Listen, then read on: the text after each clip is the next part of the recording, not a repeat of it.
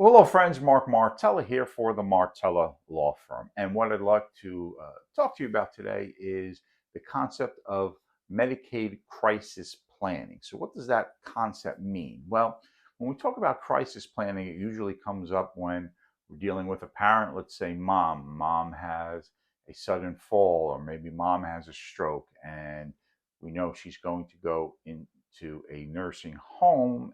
She doesn't have enough assets to qualify to be able to pay for it individually for any length of time, but she has too many assets or maybe too much income to allow her to qualify for Medicaid. So that's where we call in crisis planning. And crisis planning is this, to look at what the income is, look at what the assets are, and how can we get mom qualified as soon as possible so that Medicaid will cover those expenses.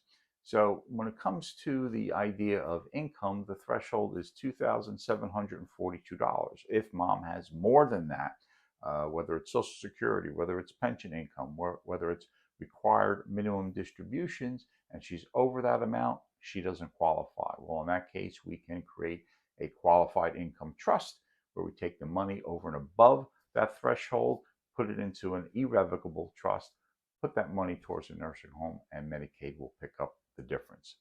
When it comes to assets, well, assets are also limited.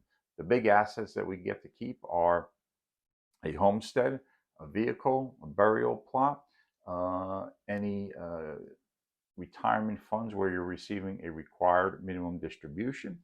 Those are protected. But if we have 50 grand sitting in a CD, that is not protected. And there are things that we can do to protect a large portion of those assets. Not 100%, but a large portion of it. Keep in mind, any transfers made to, say, a child, there's a 5-year look-back period. So Medicaid looks at any transfers done in the last 60 months to see if they were done in anticipation of applying for Medicaid. And then if it was, if it's determined that, then that is a penalty, and it goes by a penalty divisor of approximately $10,800 a month. But that's a topic for another video.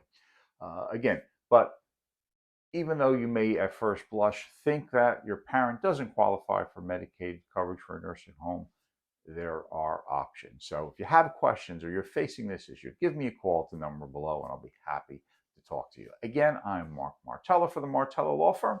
Thanks for watching.